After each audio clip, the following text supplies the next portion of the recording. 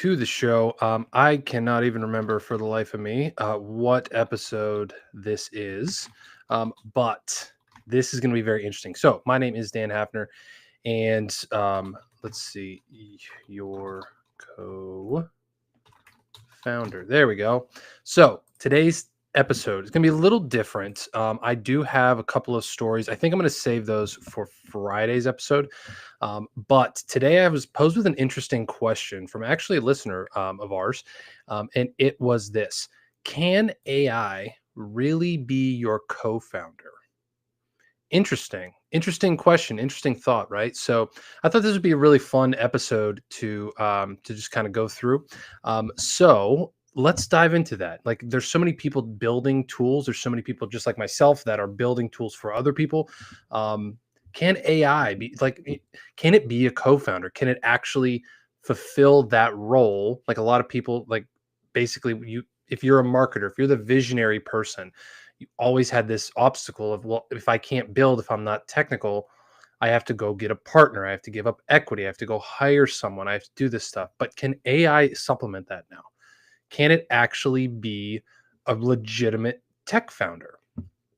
Let's explore that for a moment here. So before I get into that, as always, if you guys are interested in any other tools that we offer inside of Vibe Coding, inside of what we offer, you can go to dappernocode.com. You can check out everything that we have to offer. Today, I'm going to highlight again, Launchpad is the software that we use. It is our white labeled version of Go High Level. I know a lot of people have these types of versions, but it's the all-in-one tool. It's super amazing. We build it for even local service businesses, startup entrepreneurs, everything all in one place. Custom automations, custom service. You're not going to find anything priced better for the service that you get at Launchpad. So go to launchpadproject.net. You can start your free trial of that today. Okay. So let's dive into this. Let me pull up my notes on this episode and we're going to get into this. So here's how I process this. What if the first hire you made in your business or even your co-founder wasn't a person at all? What if it was AI? Um, so this is very interesting, right? Like, so what are a lot of people doing? They're doing this solo startup stuff. They're doing vibe coding. They're working on AI agents to be able to multiply themselves. I myself do this. I don't have a co-founder. I'm just the sole owner of my business, but I leverage a lot of AI tools, just like Launchpad, just like Zapier, just like Make. Obviously, we are Dapper No Code, so we use a lot of no code tools to do this stuff. We drink our own Kool-Aid. But it's it, it- it is different having technology run things than people run things, right? There was actually at one point in time where we were growing quite a bit, had a team of 5 or 6 people, and we were just kind of knocking stuff out really, really fast. We've scaled back since then. Um, because of a lot of AI type of things, but that was actually before AI became a big thing. But it's a very interesting thing. There's so many people that are worried about their jobs, their businesses being replaced by AI, and it's a legitimate question, right? Because let's think about this as a solo founder, right, or as a solo business owner, small business owner. Everyone knows, if you've been in this business or if you've run a business before, you know that the classic problem is that you wear too many hats, right? I'm still in this phase where I still wear too many hats. I know that, and that is something that I need to fix and that I need to do for myself and for my business. There's never enough. There's never enough time. There's never enough money. There's never enough expertise to be able to wear all of those hats, or be able to, there's always something. You can hire a social media manager. You could hire a content specialist. You could hire a sales rep. You could hire a lead generation person. You could hire a policy person. You could hire a CTO, a CRO, a CMO, like you could make up the amount of positions that you could potentially use in your startup to build different things or to outsource different things. And this is the way that I've kind of looked at it. When I'm building, I'm always building to a point where I can identify where the bottleneck is, and I outsource that particular thing, right? So normally when people start out, they go one of two ways. Either you build the product first and then you sell it, or there's people that sell it and then build the product. I'm a fan of kind of a hybrid approach. I know there's people that are in different schools of thought of like, hey, go sell this product before you even build it. I'm also, not a huge fan of that. I think that's a better approach, honestly. But let's go this route, right? So, say you go out. When I started my business, I started selling. I said, hey, we'll build your custom deal. I was building a software business. Like, hey, I'll build your app, your software for whatever. Um, I sold people upfront on that deal to say, hey, they paid in full. Let's go build this thing. Then I went and built the thing. Right. So there was a front end pipeline where I had sales coming in, and then in the back end, I was fulfilling stuff. So I got to a point where like I actually was selling more than I could handle on the back end, right? So my front end actually became more of the a system and that was working, and the back end became the bottleneck, right? So what happens? You hire a developer, you hire somebody to then boom, okay, now I have outsourced help. Now I have people that are actually doing the stuff that I'm selling up front. Now I have that bottleneck is now it's filled, or it's not filled, it's relieved, right? It's actually opened up. Okay, now what comes next? Okay, now we're selling. Maybe it goes up, maybe it goes down. There's always ebbs and flows in any business. So say you get to a point where you have way too many sales calls than you can possibly handle. Maybe you're just on calls all day long, and that's what you want to do, and that's the part of the business that you want to focus on. Great, do that. If that's not what you want to do, then you hire for that, right? So what I'm trying to say is, like, the principle that I've always learned is, once you realize, okay, I'm spending way too much time on this one particular thing, I become that bottleneck. That's what then you outsource, right? So, and that's where also tools like software and AI can come into play. And that's kind of been this relief thing, right? Of, okay, I have so many appointments being booked. Now I need reminders. I need to remember to send all this stuff. Well, you can automate all that stuff, right? It's set up to say, hey, an hour before, send this email with this link. Hey, 5 minutes before, send this reminder email. So like that's something that you don't have to necessarily have a VA or something to do. Technology can handle that kind of stuff, right? So that's kind of an automated process. So it's very interesting. But when it comes to building a product, like, can you really outsource software development? Can you outsource sprint? Can you outsource agile type of things where you have the idea and the vision in your head, just because it's in there? Obviously, unless you use Neuralink, and which is very rare these days, where we don't all have chips in our brains. How do you actually leverage that into something that's automatically working, like a co-founder would be? If I had someone in this room that was a co-founder, technical person, or whatever, that was in here doing these things, working an 8-hour job, etc. Right? So I think that they've obviously come a long way with a lot of these tools like Bubble, um, Glide. Even this tool recently we've been using Greta.ai, which is really, really cool. They can obviously build the tool, right? But I would say it stops short of being the actual co-founder, because it still is prompt based. Like, you have to go in, take time out of your day, go in there. It's really that way with any vibe coding tool. I'll be very interested to see when tools like Lovable or these other tools actually become like self-learning things, and they just make updates or fix bugs or do things on their own without being told to do so. That's the point, I think, when this actually becomes a legitimate technical co-founder. I don't know if anybody's there yet. If they are, let me know if you know of tools, which is very, very interesting.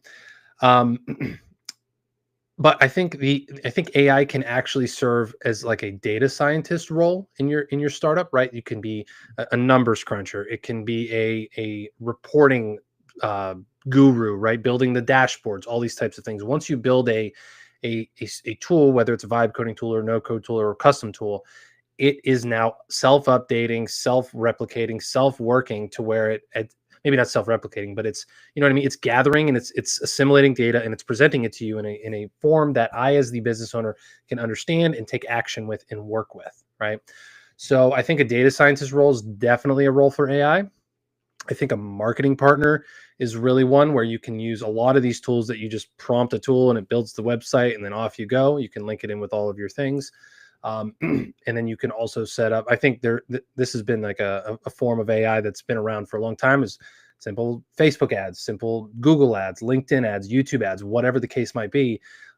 Because what that does, it was automation and delegation before we knew, that there was AI and stuff involved in that, right? So it's automatically marketing, it's automatically doing these things. It's a custom tool that lives forever. Content lives forever, and that is a way. I think that's a role that AI can fill.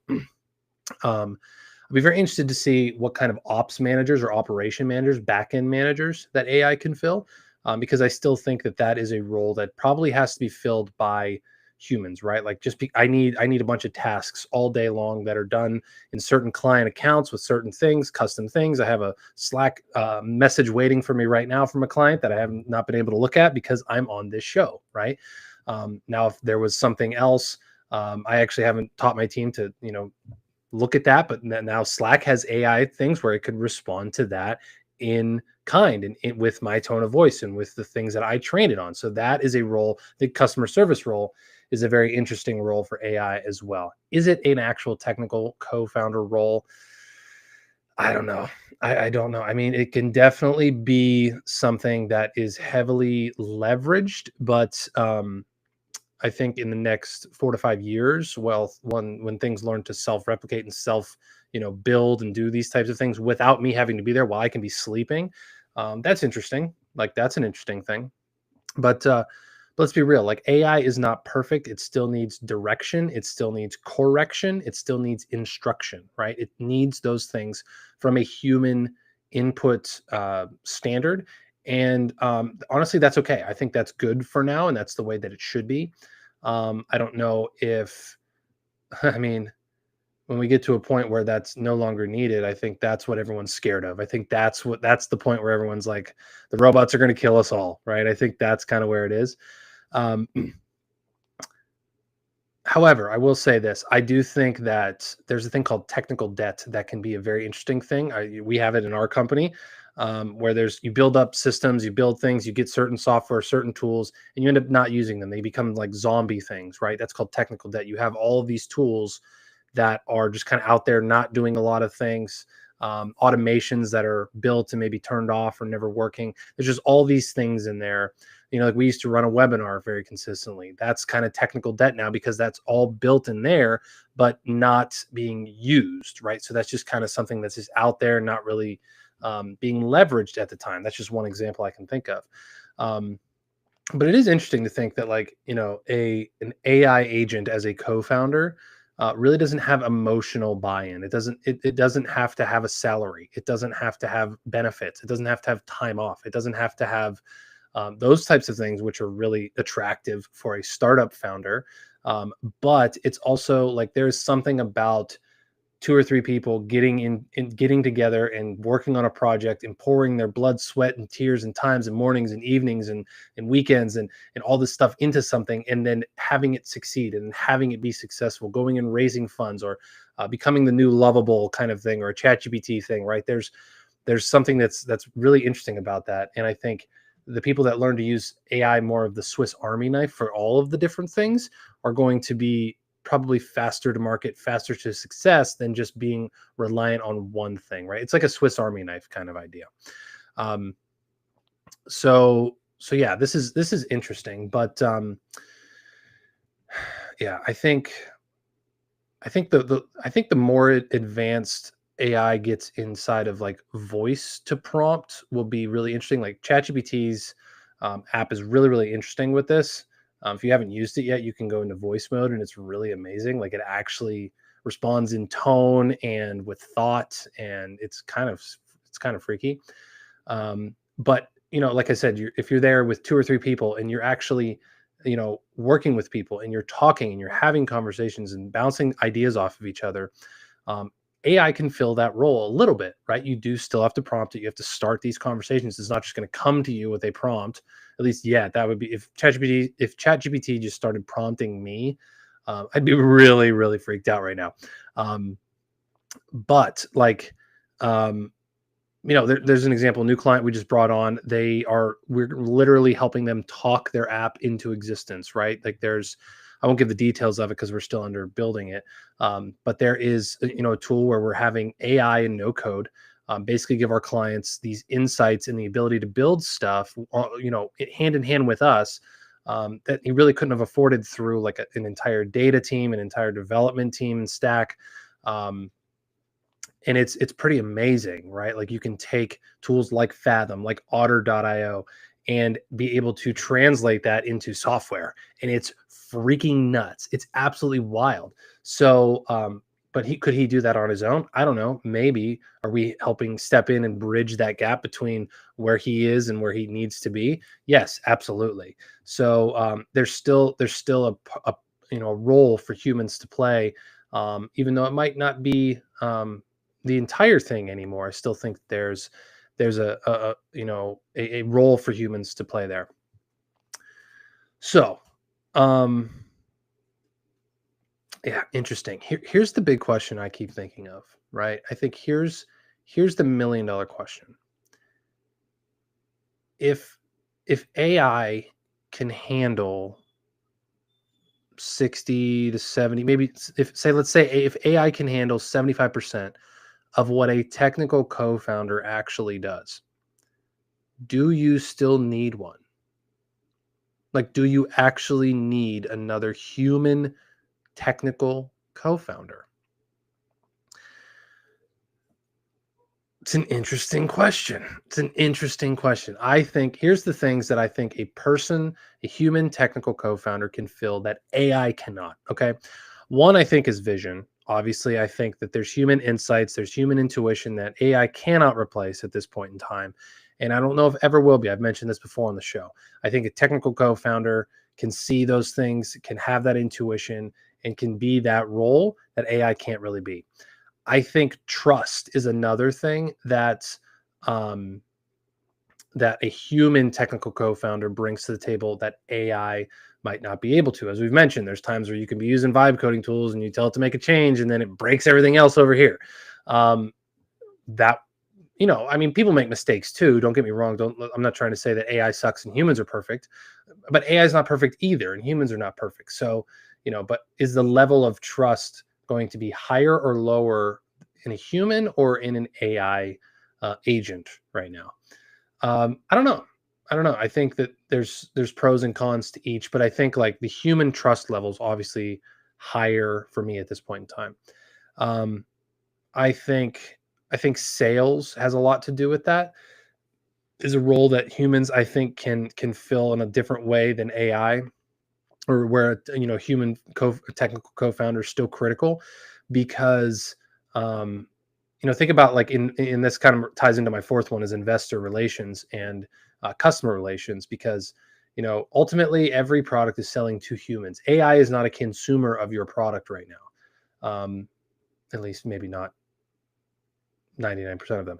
But what I'm trying to say is like humans are your end user, and what can understand humans better than can humans understand humans better, or can AI understand humans better? I think still at this point in time, humans understand humans better, and that's good because we can now see, okay, we see how people interact, we see what they need, we see their problems, their issues, their wants, their needs, their desires.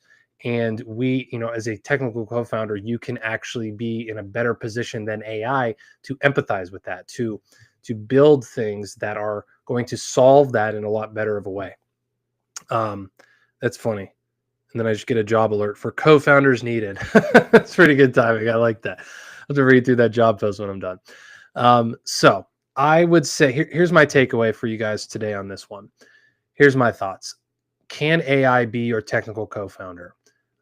At the moment, I would say it depends. That's the classic developer response. I would probably lean towards no.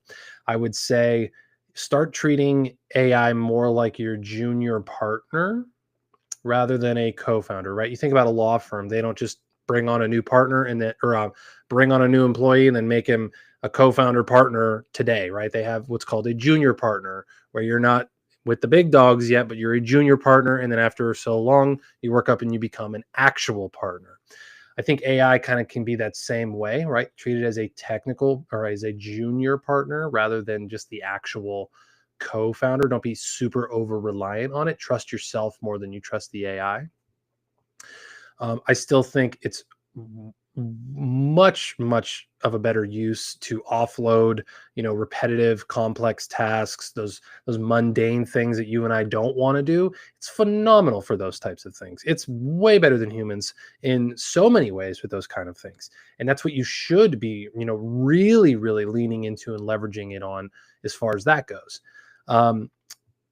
And when you are able to automate those things, use whatever time you're spent and mental energy and bandwidth that you're spending on those things to focus on revenue producing things for your products, sales, right? Lead generation, conversations, even chats with ChatGPT or Claude or whoever to think about how you can improve and different angles you might be missing and all that kind of stuff. So I think that's really kind of where that fits in a bigger way. I'm very interested to see if any of you have AI as your full technical co-founder. I'd love to hear from you. Like I said, this was a question that was posed by one of our listeners that I thought I'd address because this is just kind of me processing through this. Obviously, this is just me monologuing on all of this. There are people that have pulled this off. I still think that in order to maybe that's a really good idea for an AI agent that is literally your technical co-founder that can go and sign you up for tools and link tools together and build your tool and then market your tool and then be that updating thing. Like maybe that's a great business idea for someone out there. Build a technical co-founder AI agent.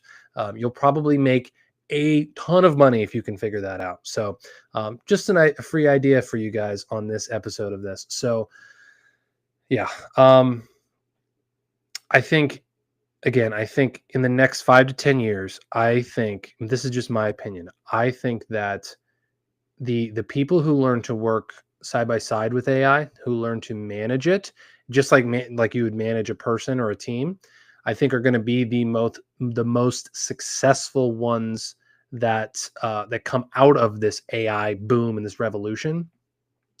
And treating it like it's almost like your second brain or your third brain, right? Like kind of learning how to set up systems and make sure that everything's copacetic across all this type of stuff. Because at the end of the day, you still have to be the driving force. You still have to be the visionary. You still have to be the orchestrator of the entire symphony, right? I think I picture it sometimes as like you as the co-founder or as the founder are the maestro up there directing the orchestra, and the orchestra is your army of AI agents. It's your software, it's your marketing tools, it's your ads, it's your agents, it's all of these things working in harmony to play that song, and you're up here doing this. I think that is going to be the first $1 billion unicorn. Somebody who learns how to do that, somebody who masters that at a level that no one has done yet. That, my friends, that's attractive. That's interesting to me. I would love to see that, right? Because obviously as a maestro, you cannot play the cello and the drums and the flute and the violin all at once. You need outsourced people to do that, people who are experts in that, and that's where AI can come in. So, but you also can't play an orchestra with just two people. That's the other thing. So for the 15th time in this episode, I'll answer the question: can AI be your technical co-founder? I will say no at the moment, but no, but is always my answer. No, but there are a lot of ways that you can kind of get there, and you can figure out a way to leverage it and move a ton faster than you could even just a year ago, 2 years ago, 3 years ago. That is where we're at in this current moment in time. And it's exciting times. It's really, really exciting times. So I hope this was useful for you guys. If you got value out of this, please like and subscribe to the channel or the show or the podcast, wherever you're listening or watching this at everything. So one more time, I will put up the information here. This is my direct email, dan@dappernoCode.com. You can send me questions, topics you want me to cover in the show. I'm always open to anything, any comments that you leave on YouTube, I'll respond to, as long as they're not stupid. If they're stupid, I'll just read them out loud on the show because that would just be hilarious. But if you guys have any other ideas or thoughts on this episode, I'd be happy to hear from you. So that is all for this one. We'll be back with you Friday at noon as well, Eastern time, with some updated stories, some very interesting ones to cover. I didn't want to cover in this. I wanted to keep this focused on the topic here, but we'll see you guys Friday. Take care.